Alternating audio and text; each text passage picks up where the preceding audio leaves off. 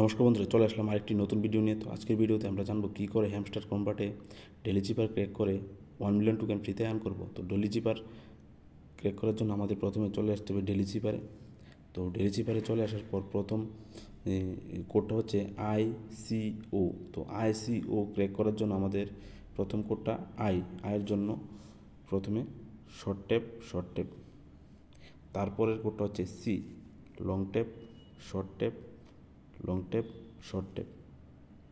তারপরের কোডটা হচ্ছে ওর জন্য long tap, long tap, long tap.